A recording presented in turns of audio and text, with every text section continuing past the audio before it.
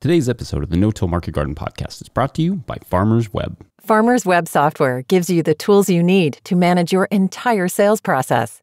Built specifically for farmers' needs, Farmers Web helps you save time, reduce errors, increase efficiency, and provides flexibility for working seamlessly with your whole customer base. Our free account includes features for sharing your real-time and coming soon product availability, as well as the option to create an availability calendar to inform buyers about your product's seasonality. Free accounts also include access to Farmers Web's how-to guides, offering pro tips and best practices on selling online to individual buyers, as well as how to work with such buyers as restaurants, schools, and stores. A 1-month free trial is available for the paid account, which includes all features to manage customers and orders, including accepting online credit card sales, handling advanced pickup or delivery orders, giving select buyers special pricing and payment terms, tracking your buyers' payments, keeping detailed sales records, and much more. Even manage orders and payments for buyers not placing their orders online.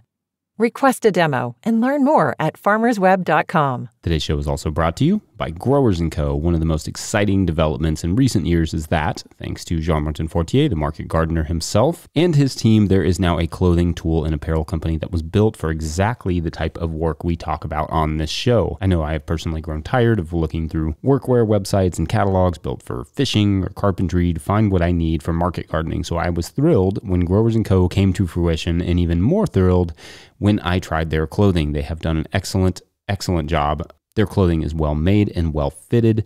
The tools are designed by growers and made to last. There's also a magazine that Growers & Co. is putting out twice per year with a focus on small-scale farming, but also that represents the dignity, skills, and creativity required to do this work. I love the clothes. I rock the Muscovich vest a lot. The shirts, the hats, all of it. Anyway, follow Growers & Co. on Instagram and all the platforms and check out what they have to offer at growers.co. Huge thanks to our show sponsors. All right, let's jam.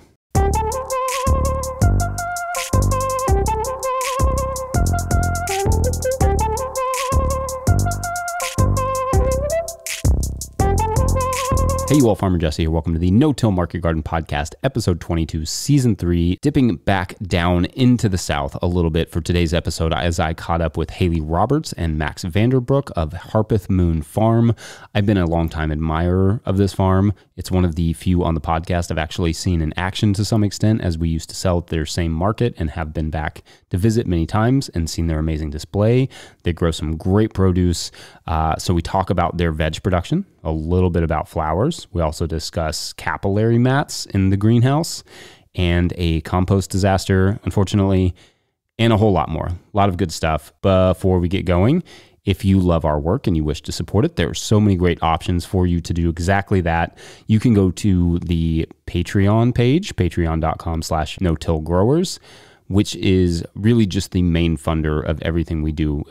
Again, that's patreon.com/no-till-growers. You can simply pre-order a copy of my forthcoming book. That's an option. The Living Soil Handbook. You can do that at no-till-growers.com, the proceeds from which we will pour into making more content. Kick us a few bucks over at Venmo to @no-till-growers, or just check out the whole buffet of support options at no-till-growers.com/support. All right, that's it for me. Let's get into this amazing conversation with Haley and Max of Harpeth Moon Farm.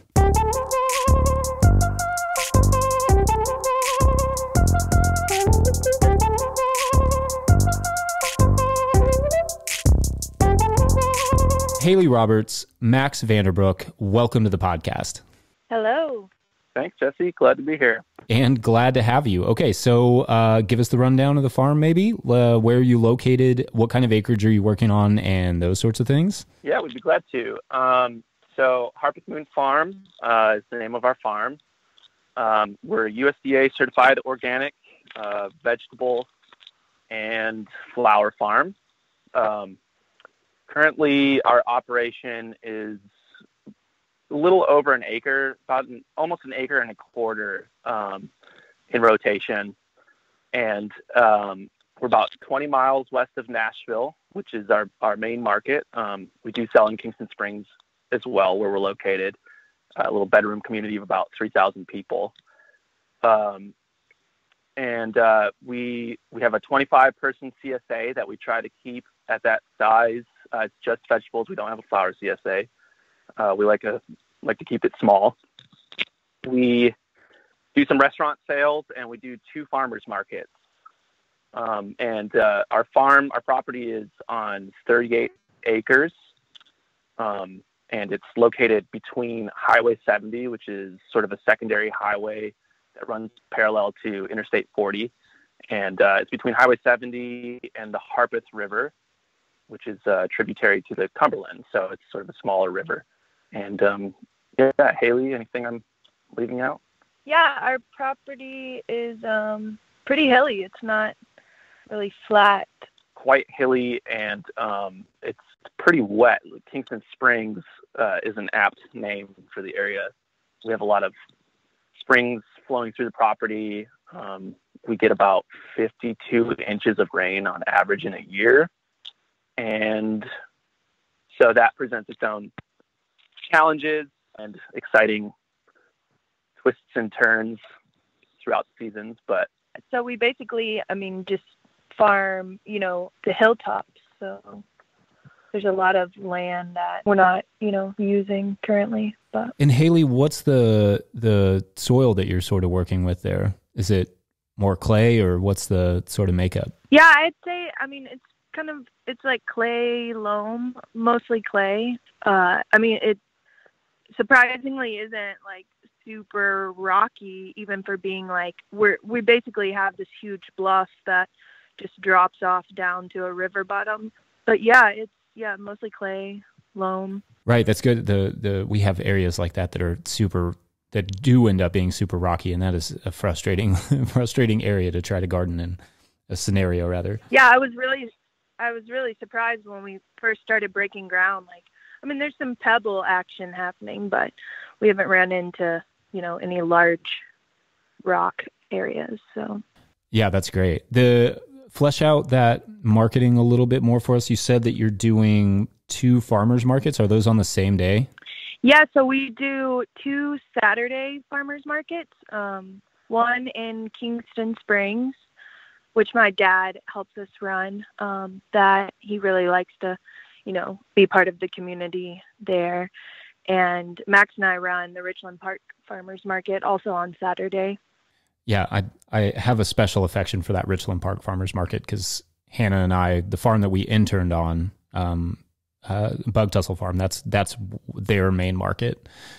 So Eric and Cher Smith, they're our shout out to them. They're awesome. Those are our mentors.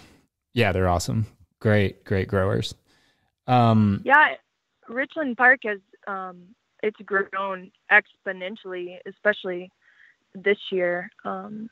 The winter market that we're in now, last year there were maybe like 12 to 15 vendors, and now this winter market there's like 50. Wow. Yeah, it's really, every year it's grown. We've been there for 4 years now, I think, and it has just completely changed for the better. It's just such a great market, so we're happy to be in that one. What's the setup for the winter? Are they doing that indoors somewhere, or is it all out in the park? It's all out in the park still. It seems like all our regular customers are really diehard, customers, and they come out rain, shine, sleet, snow. So, which is, great to have that support. Yeah, absolutely. And one thing about that farmer's market that a lot of people may relate to is that it's a good farmer's market, not because it's like downtown or necessarily in the busiest part of town, but because it's got this really like well ingrained neighborhood that just surrounds it of people that love to walk down to the park and go get their coffee and come to the farmer's market. Like there's a lot of residential area, a really great residential area right around there that with some excellent customers. Yeah, absolutely. And that neighborhood just continues to grow as well as most of Nashville does. So we have this feeling, we've only been here for about 5 years. Haley and I have, and it's grown, and we just have this feeling that the market is just on its way up as far as the farm culture goes. So it's a good place to be for sure. Yeah, and yeah, just that having that big park too. It's really nice. So if you're ever in Nashville, listener, check it out. Okay, so a little bit more on the marketing stuff. You mentioned restaurant sales. I feel like this is the question that I've been asking a lot and is kind of necessary, is like, what was marketing before COVID, and then how did COVID change it? That's a good question. So prior to COVID, we actually focused pretty minimally on restaurant sales. We had been doing 3 farmers markets. And that was really our bread and butter. It still makes up a larger portion of our business, but one of the markets temporarily shut down, and we were kind of forced to pivot. And there's a couple of restaurants that we had been working with in sort of a loose manner over the years. They started to curate boxes.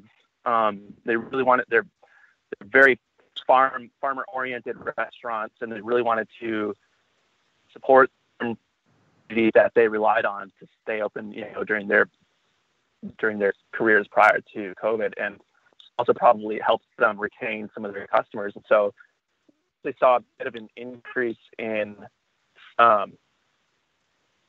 sales for restaurants as far as our business goes, but it has been really tricky. Just they've been dealing with all kinds of changes, as everybody has, and multiple shutdowns and just constantly having to pivot. So it's been really interesting trying to navigate those waters. But I do think it's taught us a lot about just sort of, so many different things, but it's taught us a lot about just interacting with chefs, on a more regular basis. And it's been an interesting ride for sure. Well, I will say that the majority of chefs that we work with, we met at Richland Park Farmers Market. I feel we had used like an aggregate service years prior, just to push some like bulk, stuff. We had a lot of extra, we couldn't sell at market. And that was just a strange way to interact with the chefs, because it wasn't like very personable. I think prior to COVID, and just interacting with the chefs at the farmers market, like gave us a bit more confidence to like know what they wanted and, what they liked in that regard. And so moving forward with COVID, it was, it's just been great to be in more communication with them. Yeah, the feedback loop, and probably one of the chefs that you're talking about, I don't want to make this too much of an inside conversation, but one of the chefs you're talking about is probably Philip Krajcek, the Rolf and Daughters crew. Yeah, absolutely. And this is like a restaurant that has done so much for farmers, to just that relationship, that feedback loop that you're talking about. They let me ride around. I've never seen a chef do this, but they let me ride around with them one Saturday morning and go to the farmers market to see how they interacted with other farmers. And it was really cool, for them to let me do that. I don't know that they would do that again, but it was great. Like, it was such an amazing experience. Like, that relationship, those are chefs that definitely went out of their way to sort of to make that relationship work, and we're just such an open book about stuff, and that feedback loop. Like, as a farmer, that Nashville in that way was an amazing place to get our chops, and when it came to working with chefs. But yeah, that's cool. I love that. I love the idea of the feedback loop. Having that connection to actually talk to a chef is really important. And then, so when the COVID hit, you didn't have to do any more CSA sales. You said you were at 25 and you've kind of kept it that way. Well, we actually were at 20, and then, we had tons of people reaching out to us about the CSA, and we're just a bit hesitant about CSA in general, just because we like for it to be so much diversity for people. And that really just kind of puts the pressure on, us, which is great. We've had the same members for since the beginning. So it's really just more of an intimate, thing for us. But so instead of really taking people on in our CSA, we, quickly set up an online store, which, we had never, we had like talked about, selling online and doing pre-orders, but, COVID really just kind of pushed us there quickly. And that was immediately, great. Immediately. Yeah. So, we'd have sometimes like 100 pre-orders a week, which was, just great, especially like in March when it all hit, like people always talk about hungry March, and it was hard at first to like explain to people, like, we don't just have all this food right now, but everyone was supportive and really, started ordering online and picking up that market. Yeah, good. I want to talk about some of the 4 seasons sort of stuff that you're working towards and working on. But I also want to talk a little bit about flowers. Maybe you said this, but what is your percentage of, how much of your sort of income comes from flowers versus vegetables? Yeah, we'd be happy to talk about that. This past year, our flower sales approached probably in the 40 to 45% range of our total revenue for the year. We've done flowers since our first year, and we've learned quite a bit about how to integrate that into our systems, more or less successfully. But it started off as a much lesser percentage of our revenue stream, and we kind of always seeked to grow it a little bit to where it would be about half of our operation. And so we're getting closer to that each year. And does that answer your question? Yeah. And then I think before we started talking, you mentioned like this is kind of peak flower season. Haley, can you kind of fill us in on where you're at on, I guess it's not peak yet. We're in February when we're recording this, but you're kind of coming up on it. Can you kind of talk about that? Like, I think maybe your average person who doesn't grow flowers thinks of the middle of the summer maybe is your peak flower season, right? But talk a little bit about that. Yeah, so where we are, we can successfully overwinter tons of different early spring flowers. And we've just found that going through winter, like, people really want the early spring flowers. And those, because they've been in the ground so long, like, they tend to, be more of the, like, more valuable, I guess, than say like a zinnia or a celosia. And you also have Mother's Day coming up too, right? Like, that's part of it. Yeah. So Mother's Day is really like, we can't really hit Valentine's Day, right now. Or I haven't figured that out yet, but, yeah, that's a tough Mother's one. Day, yeah. Mother's Day is like the biggest flower holiday. Last year, picked every single stem possible and sold every single stem. And that's really like in part, like, you can't really make that mark here unless you overwinter. And that just like puts a lot of, takes a lot of pressure off, like, in trying to get into the ground super early to plant the flowers. Like, we can just plant them in the fall and then, tend to them and watch them all winter, but they're kind of just hanging out until the light comes around. I might add to that, if I may, that peak season with the Mother's Day sort of being the bookend. We still, through the solstice tends to be a very busy period for our flower production, and we go all the way through the summer into the fall. But starting at Easter is really like our big push. And Haley had mentioned Hungry March earlier, and we've found that with the 4-season farming, the early spring flowers have really helped us fill that gap where our vegetable production, maybe we've harvested out the majority of what has been overwintered, and what we've planted for spring is not quite ready yet, but the spring flowers are really starting to fire off, and that becomes a really nice way to sort of maintain that interface with our customers and keep some revenue flowing in. So Easter to Mother's Day is a big time for us. That's a good point. I wonder how stuck the world is on keeping Valentine's Day in February. I mean, between strawberries and flowers, I feel like we could talk somebody to moving into like, June. June would be a good month for it. Yeah. You've got my vote for sure. Nice. Well, we'll start work on that. Okay, so I want to hear more about the sort of winter, like so we're early February now that we're talking, February 10th. What's your table look like right now? Like, what's your marketing table look like?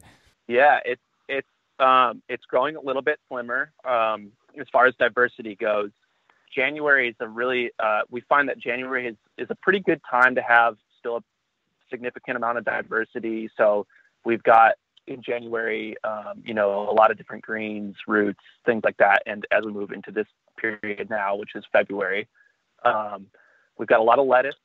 We're doing hawk fried turnips, top soy, things along those lines, kales, scallions. We do have some fennel that's just coming on.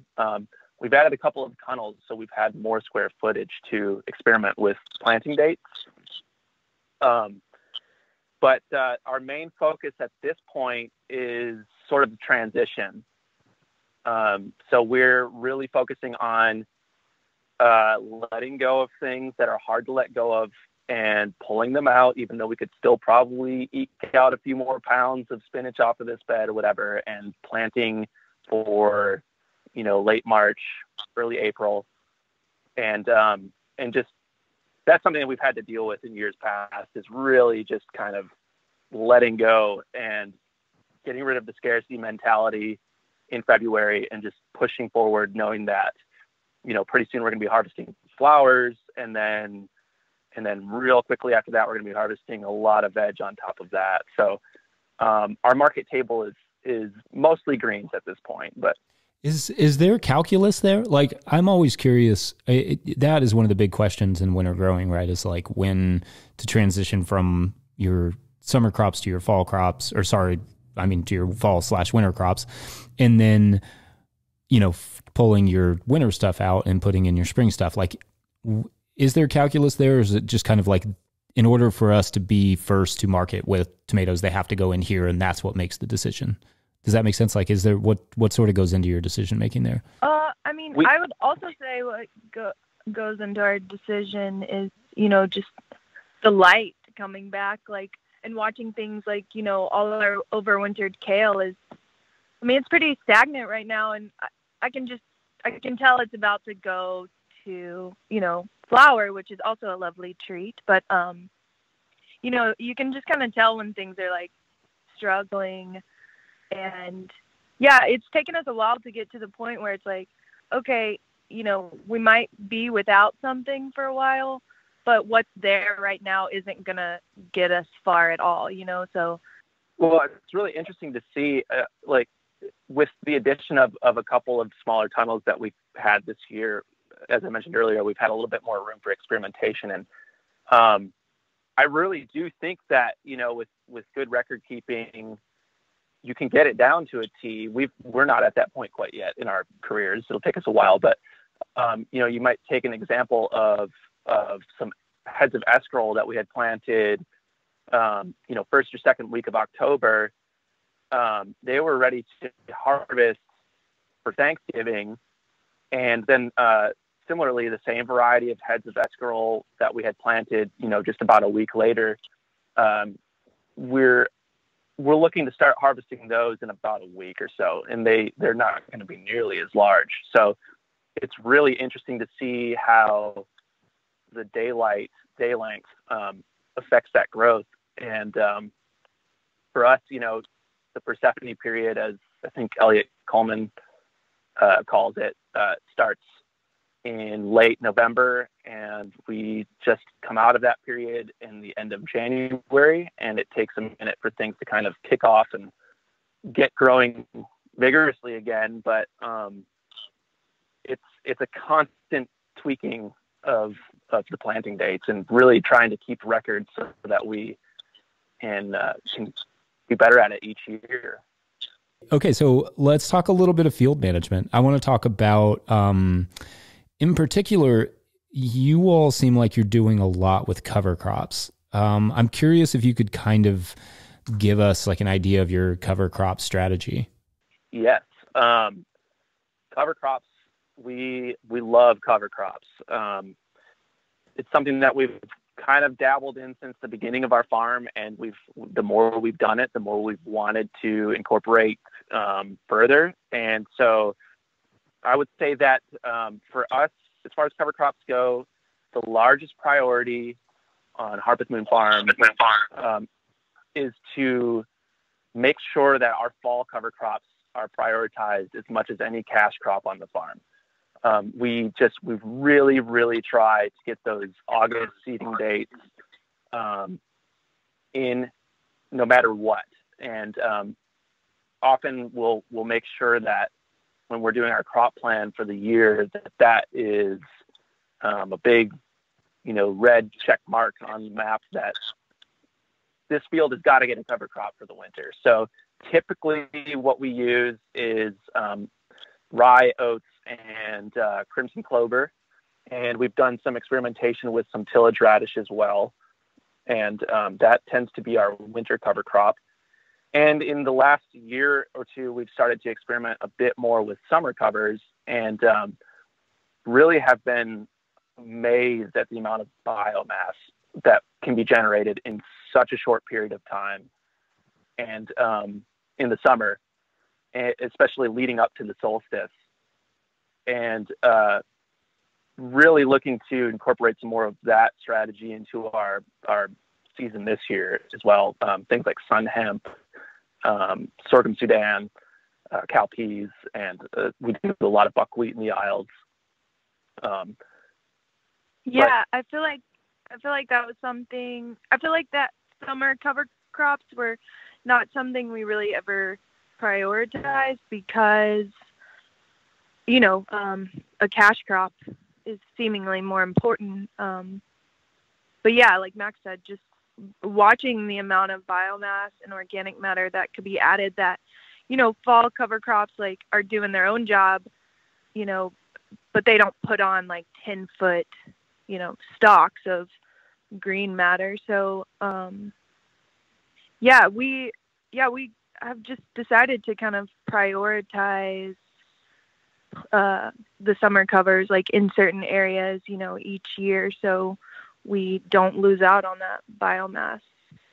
And being a year-round farm does help take some of the pressure off of needing, say we need these 10 beds in cash crops.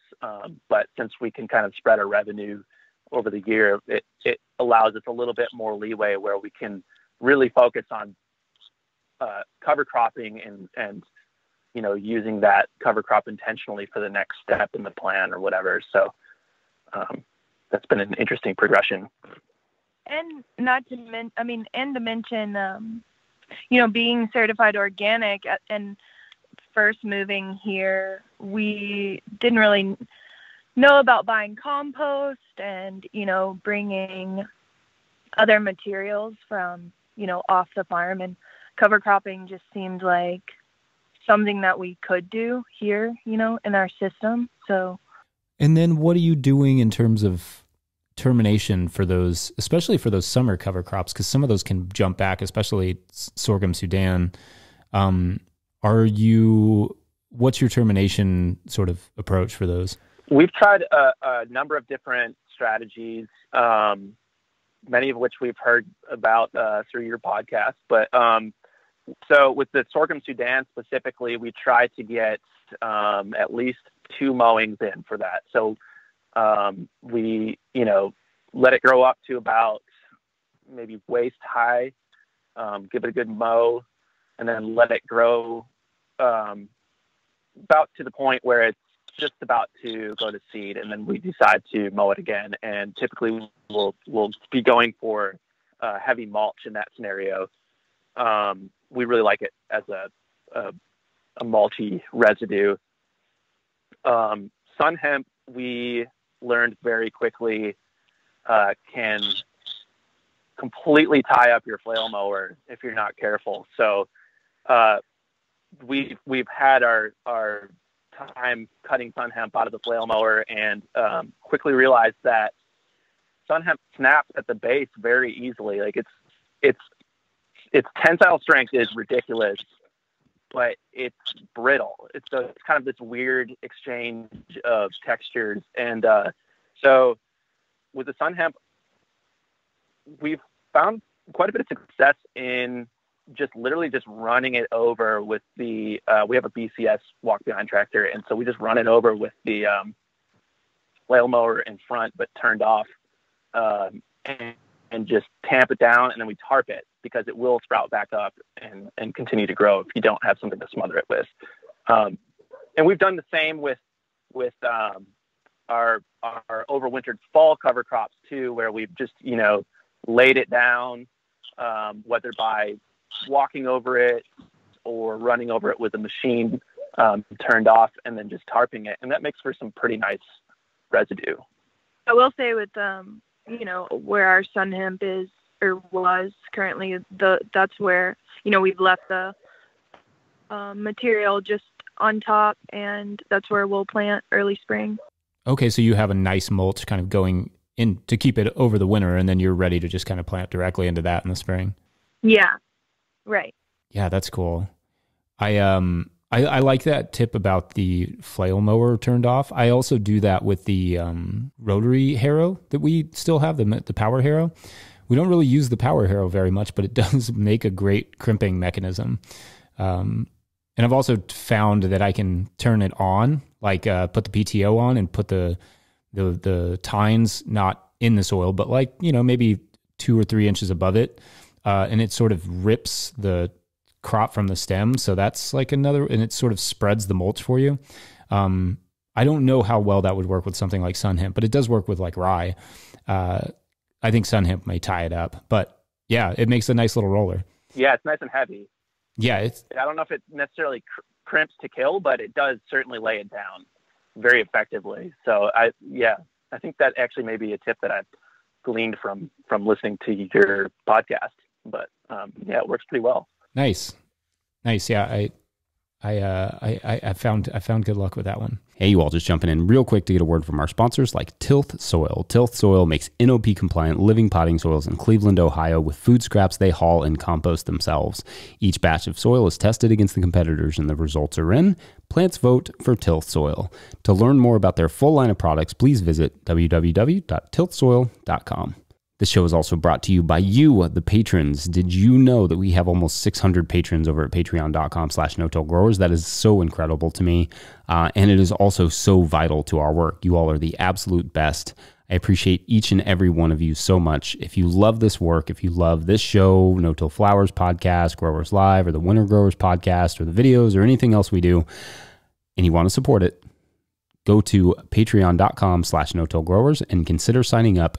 And at a certain level, or if you just bump up from one level to another, you get a shout out on the show. So big shout outs this week to Eric Schlinner of Root and Marrow Farm, Ojai Roots, Rimmel Greenhouse Systems, Scott Snodgrass, Jody Miller, Shane and Emma of Aslan Organics, Travis and Heidi of Arcadia Acres, Jacob Arthur, Jean-Martin Fortier, and Yannick LaPlante.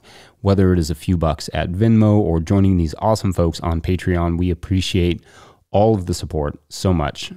All right, back to Harpeth. Okay, so then let's talk about some of your other sort of soil health, management practices. What's your general, sort of approach to soil health and like other mulches and that sort of thing? Well, I mean, as we've embarked on this journey that is organic farming and delved a little further into the no-till realm of farming, we've certainly had an eye on generating as healthy soil as we possibly can. That's always been a goal of ours, but I think, every year we try to get better at it. And so the cover crops play a large part in that. We're trying to build up organic matter. We want to have, as healthy soil biology as we can. So we focus a lot on trying to make sure that no beds are bare for more than, at most a couple days, whether that be replanted in something or cover crops or worst case scenario tarps. But we try to add some kind of organic matter at every bed flip. We also do occasionally add, beneficial fungus and bacteria in beds where we're having issues with particular disease problems. For example, we, in our high tunnels, have had problems with fusarium in our tomato crops. And so we try to preemptively occupy the space in the soil that fusarium, which is a fungus, occupies, by adding beneficial fungi and bacteria at the time of planting and occasionally throughout the crop cycle, which we found to be fairly effective. And a lack of tillage actually, from our reading, does help suppress things like fusarium. Tillage can actually draw it back to the surface year after year. It can remain active in the soil for 50 plus years. And it's a pretty big killer. So we're just trying to be as gentle as possible on the soil. We don't want to be set in stone about tillage, but it just, in a lot of occasions, it just seems to be, more destructive to the work that we put in than it does beneficial. And so we're just trying to build up all of our soil as much as we can without taking steps backwards. What is the biologicals that you were using? Are those cultivated, or are you talking about just kind of compost teas and that sort of stuff when you talked about the fungi and bacteria that you're adding? So we use a couple different products currently. One is called Tenet. It's a biofungicide that is basically just, I believe it's trichoderma. It's 2 strains. One is active at a range of I think it's 45 to 65 degrees Fahrenheit. And then the other is active at a bit higher temp. So the goal of that is to occupy that space in the soil where fusarium might become active. I think it's upwards of 50 degrees is a little bit warmer soils is when you start to see problems with fusarium. And if you can have a thriving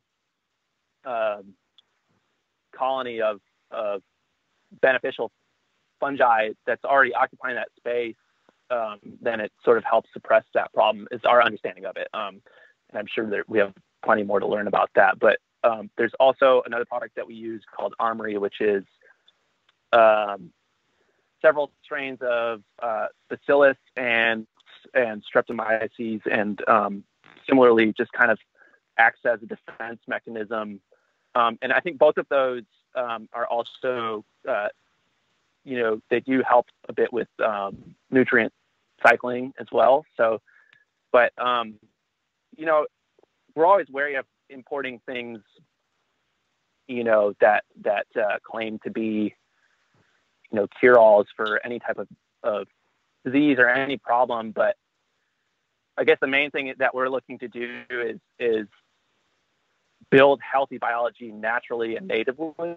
And so, we try to use less and less of those products as we get further into our farming careers and sort of focus more on building resilience within our soil using the native bacteria and fungi that, are at play in Kingston Springs.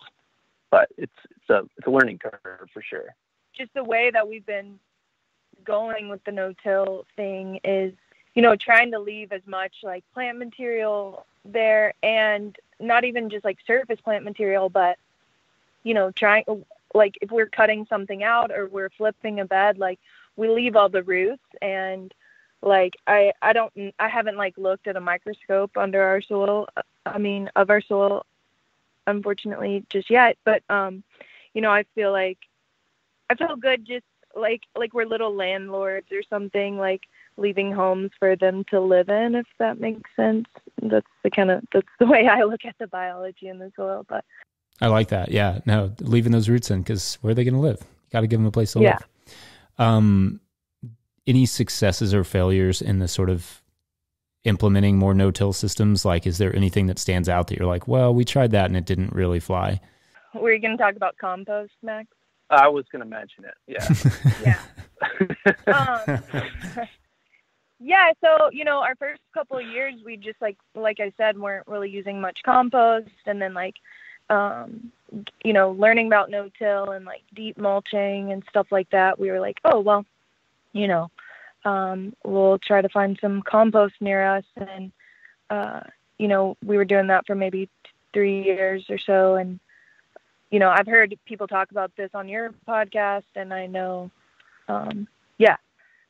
But I think it's important to mention just we had an issue with some persistent herbicides, and that has really turned us off from, bulk compost in general. And yeah, Max, you have anything to add there?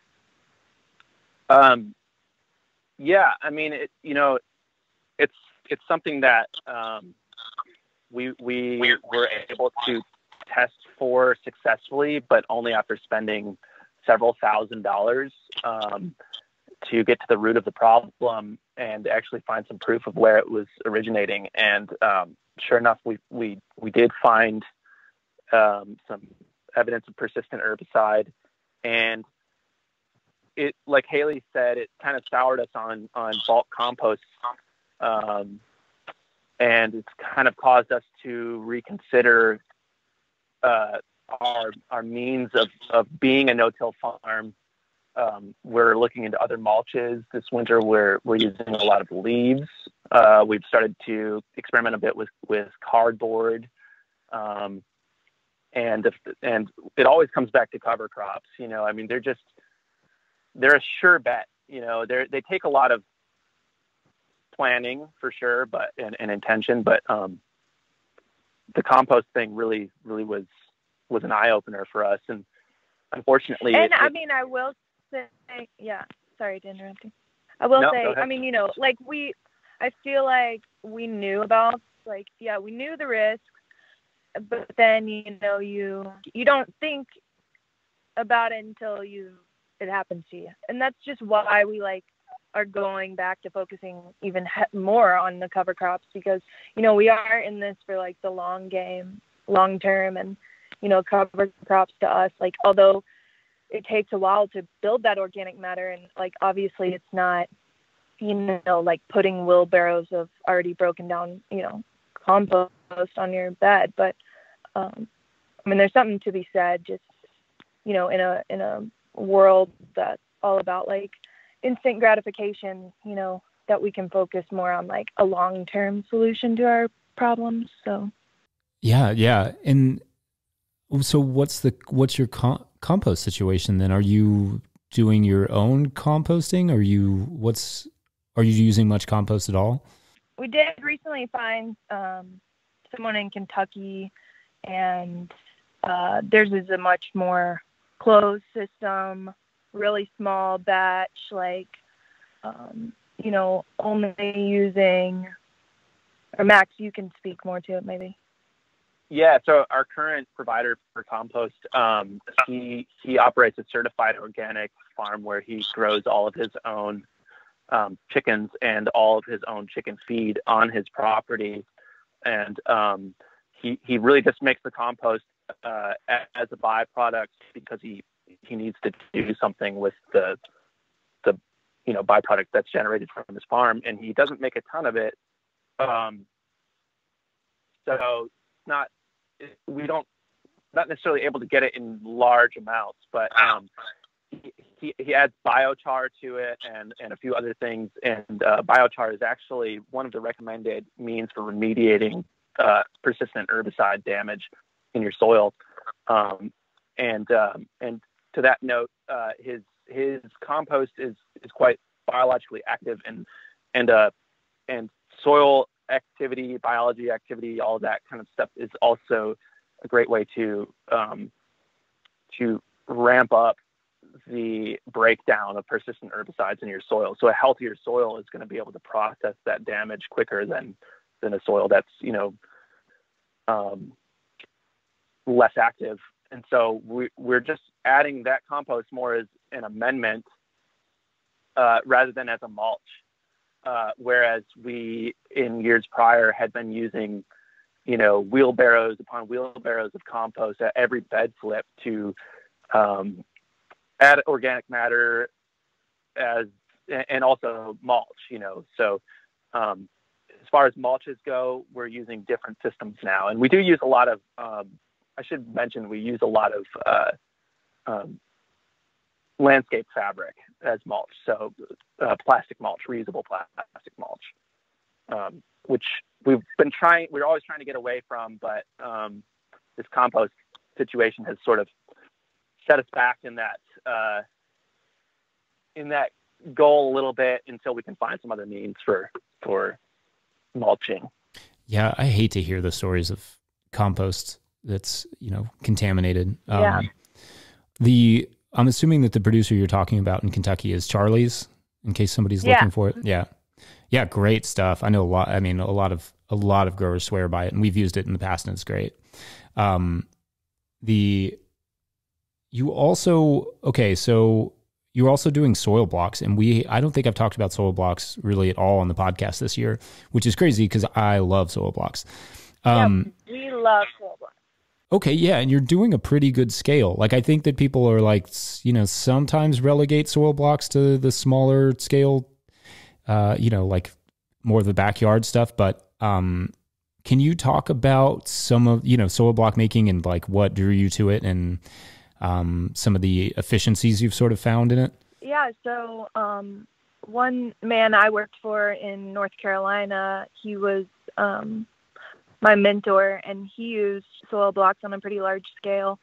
And I just became fascinated with them, especially starting our farm. Like, I wasn't looking forward to trying to find all the plastic 6-packs and I wasn't looking forward to sourcing all the different trays and stuff. So, we basically just bought just those mesh trays and, a handheld soil blocker is what we started with, which, we quickly realized, spend the money and buy the stand-up blocker. Yeah. And, I think it just comes down to, there's lots of things about them that I like, but, I do think that they do take a while to make sometimes, say, compared to just putting soil in, already formed trays. But, I think things work out in the long run, even if they take you just a little bit longer to do, at the very beginning. One thing we've noticed with the soil blocks is we can start our seeds a little bit later and they grow quicker almost in a soil block. Max, do you have anything to add about? Yeah, there's a number of benefits we've found with soil blocks. And just to touch on what you were saying about being able to start seeds later, Haley and I were just having a conversation about this the other day when we were sitting in our greenhouse, because we actually, so with our soil blocks, the soil blocker has a little dibbler in it, so it makes the dibble for you. And we put our seed in and we just lightly touch it with a little Sharpie, the end of a Sharpie, just to kind of make sure it makes good contact with the soil, but we don't cover it. And I think just that little bit of extra, daylight gives it a little bit of boost. It's just maybe 1 or 2 more days of daylight that it's getting before, if you cover it, whereas it's going to have to take that time to sprout out. And there are some seeds that need darkness to germinate, but the majority don't. Yeah. But we're able to not cover them because we bottom water our soil blocks. So, that also, just that bottom watering, the plants are able to wick up, the moisture they need, and we're not really seeing a lot of foliar issues in our greenhouse.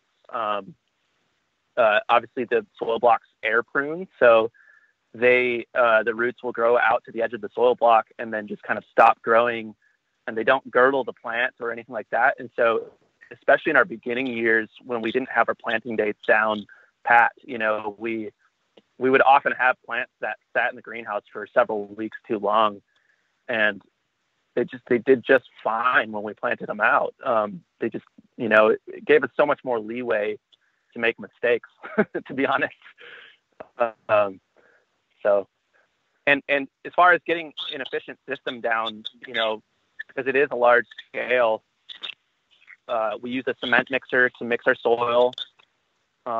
We have a stand-up blocker, and then we have a hand blocker. And so we typically will have, 2 people operating one, respectively the stand-up and the hand blocker at a time.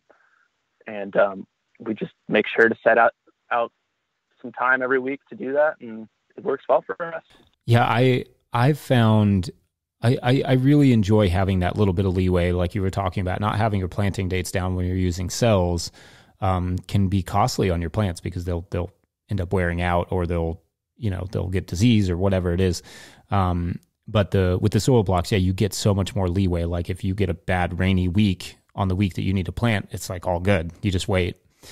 And yeah, I just think there's so many benefits to using soil blocks, even though it is a little bit more work up front.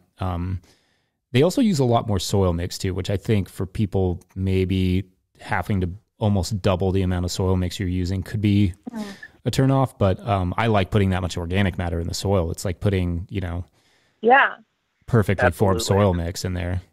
Well, yeah, we were talking about that actually the other day too when we were planting, and it's basically just like adding, like we're adding, peat moss or whatever to the soil just every time, or organic matter every time we plant something. Yeah, and I mean a lot of those mixes are like made to have full nutrient package for the most part, and for your seedlings. Right. Totally. And one more note that just popped into my mind here about just soil blocking on scale. So one of the main reasons that we bottom water, there's a number of reasons to bottom water, but if you're just seeding your crops and then you're overhead watering them in a soil block, you have a good chance of washing your seed out and breaking your soil block down simultaneously until there's root matter to hold that together. So it's pretty important to bottom water from the get-go when you're seeding in soil blocks. And one way that we've managed to make that system more efficient on our farm is we bought these things called capillary mats, which is just like a glorified piece of felt essentially. And it's just like this black felt. It's probably a little more complex than that, but we just line all of our tables in our greenhouse with it. And we just lift up the tray and we soak the capillary mat, and it just holds that water. And then the trays are able to just like wick it up as they need it. And that works really well. Like we don't have to carry each tray over to a watering spot, and we don't have to buy trays to put our, soil block trays in. We don't have flood trays or anything like that. So it's been kind of a nice thing to have too. That's great, because I was going to ask you what your sort of bottom watering setup is. I've been really curious about those capillary mats. Did you get those from Johnny's? Those capillary mats we bought from, I want to say it was like Growers Supply or something. I mean, it's been 4 years since we bought them, and we've been using the same ones the entire time. We occasionally vacuum them just because, like, they do gather soil. They also gather roots. But lifting up the tray helps break that contact. So if you're watering regularly enough and checking your trays, like the roots won't invade it too badly. But yeah, I think Growers Supply carries them. Johnny's might have them as well, but they're great. And then what are you doing for trays? Are those just the typical soil block trays? They're the 10-20 size ones with the mesh bottoms? Yeah, with the mesh bottoms. Yeah.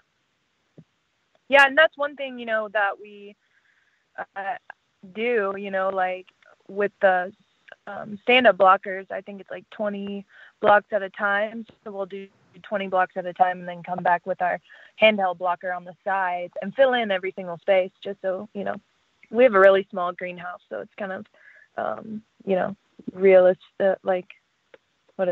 high value real estate there on the mat. Right, trying to maximize that space. That's smart. So you're just coming in with this similarly sized hand blocker and filling in the gaps on the side. So I think it's like 78 blocks per tray.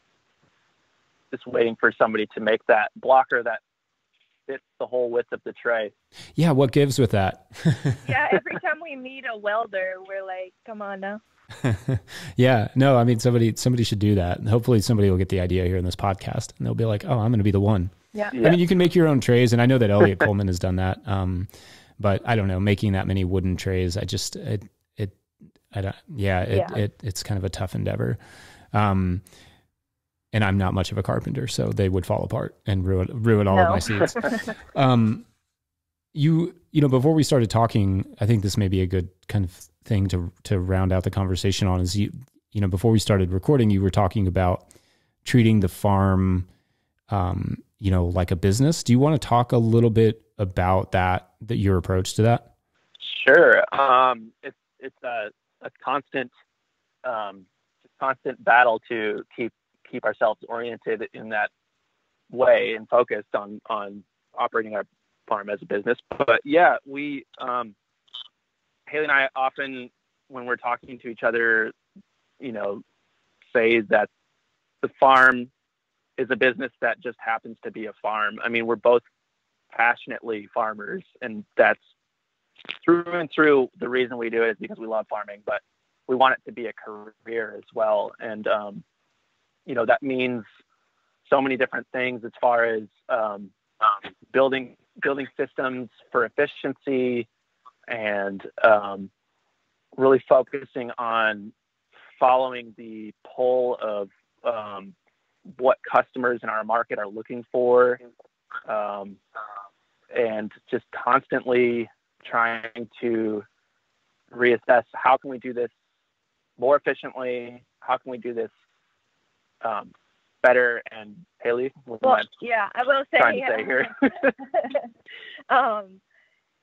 I mean, I think that's a whole topic, in and of itself. But I mean, one thing that really just kind of started us, thinking about that was, I mean, obviously, money, but also just thinking about profitability in the sense of like, when we first started farming, we were just growing whatever we wanted just to kind of see what fit and everything. And, as we grew, as farmers and as a farm, it was like, okay, well, we really need to look at our numbers here. Certain things aren't going to fit our scale. Like, we aren't going to make money, and not that it's about making money per se only, but, it is about being a business and your bottom line. And, like we were growing potatoes, and that just on our scale, we couldn't compete with the growers in our market that, had potato diggers and hillers and stuff like that. They were able to keep the cost of a potato at $2.50 a pound. Like, if we looked at the amount of labor and stuff that we were putting into these potatoes, like, we would dang near need to charge like $10 a pound, and that's not reality. So I think like we really started to look at like what crops were profitable, even if there's some things like we had to let go of, like, winter squash for us, or, potatoes, sweet potatoes. Those were just things that we really scaled back from, because of the numbers, and that's just our own personal experience. But, it's really kind of given us a lot more confidence just as farmers and as business people to know what each crop brings in, and to know how much we're spending and how much we need to make in order to pay our employees a good wage and, that kind of thing. Are you using a specific system for that, or is that like spreadsheets and notebooks sort of, or do you have like a dedicated sort of farm business system that you're using? We don't have one specific system aside from Bruce Roberts, which is Haley's dad. He does a lot of our record inputs for us. So we write our records down in a number of different ways, and he sort of compiles them for us, and he does our QuickBooks. So I would be blowing a little bit of smoke if I said I was completely in tune with those processes. But aside from documenting what happens, we're firsthand documenting what's going on the farm. Every planting, every seeding date, every harvest, every what sale. sells in market. Yeah. Yeah, specifically by crop. And a lot of that is tied in as well to our organic certification, which requires so much of that documentation, which we've really found to be a boon to our business just as growing farmers. Like, it forced us to look at so many of these factors that can often be just passed off, in a fly-by-night manner. It caused us to slow down and really take good hard looks regularly at what was going on with a calculator, and has helped us to sort of let the numbers guide us more or less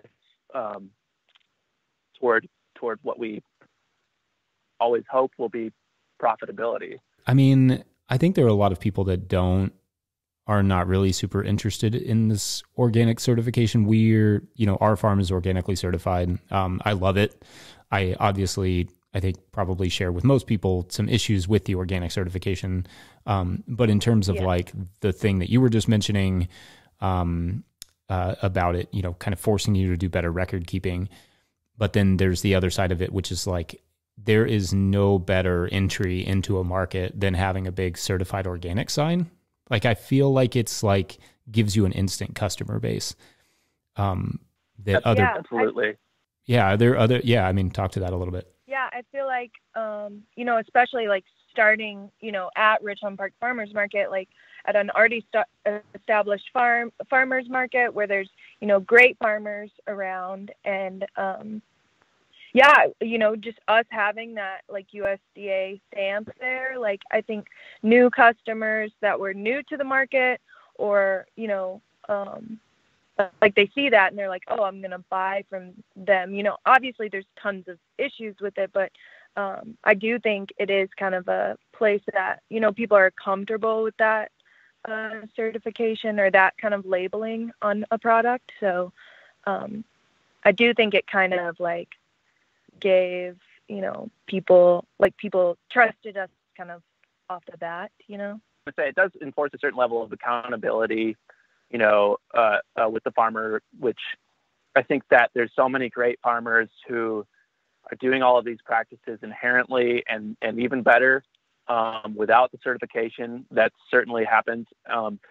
But, as the years progress and you face different issues on the farm that need to be addressed, it always comes back to, well, we're certified, so we have to uphold this standard of integrity. And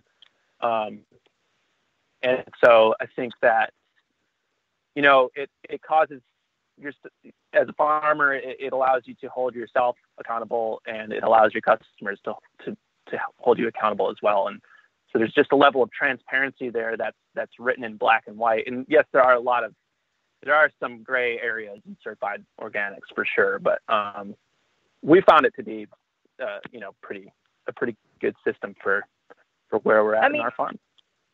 Yeah, and I will say, just like Max and I always talk about it as being like our bottom rung, like that's like our baseline. Like, we're certified organic. That's, our baseline. Like, we can say we want to go beyond organic because we have that organic certification, just because we're not settling just for what's on the organic standard, but that's just, like our baseline. So, and that's important to us. So, yeah, I'm right there with you. And I feel like it's done super helpful for our farm. We broke into a new market. And one of the reasons that we even got into that market was because we were organic, and one of the farms that was cutting out of that market was organic, and they needed a replacement. And then we showed up, and as soon as people saw the certified organic sign, they were like, oh, thank God, I wanted an organic farm. Like, I'm glad to know. And I think for the customers, that's hugely beneficial. That's such a, it takes that pressure off when you go to a farmer's market and you see 20 cool looking farms that seem like they're probably in line with what you love. But, it takes that awkward, like, do you spray question out of it? And, we've had great luck with it, and we feel good about being certified organic. Well, Haley and Max, I want to say thank you so much for your all's time and for sharing your story and all this great info about your farm. Thank you. Yeah, thank you. It's been a blast.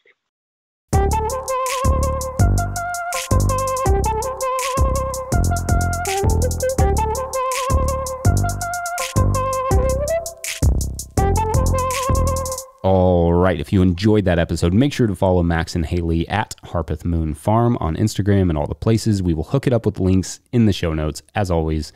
Also, make sure you're subscribed to any of our new awesome projects, including the No-Till Flowers podcast with host Jenny Love, the Winter Growers podcast with host Clara Coleman, or Growers Live, our bi-monthly live show hosted by Josh Satin, now in podcast feed form. So if you miss them live on YouTube, you can catch them there. Anywhere you get podcasts, please pre-order a copy of my book, The Living Soil Handbook, which ships in July. Those funds are helping us to just keep doing more and more content. And I swear there is more video in the mix on the way. Pick up the book or find more ways to support our work at notillgrowers.com. Subscribe to this podcast wherever you're getting it and leave a review. But this week, all reviews must settle once and for all the GIF versus GIF debate.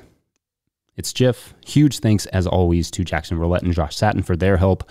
Enormous thank you to Willie Breeding for the theme song and also introducing me to fly fishing. Fun fact. Has nothing to do with this podcast, but it is a fun fact. Huge thanks to Hannah Crabtree, my wife, for being amazing all the time. Thank you all for listening. We'll see you next week. Bye. Figure out when to do that, but I think like, well, maybe I want to go, sorry, I do this all the time when I'm doing the interview, that I'll decide that I don't have anything interesting to add and I'll stop myself.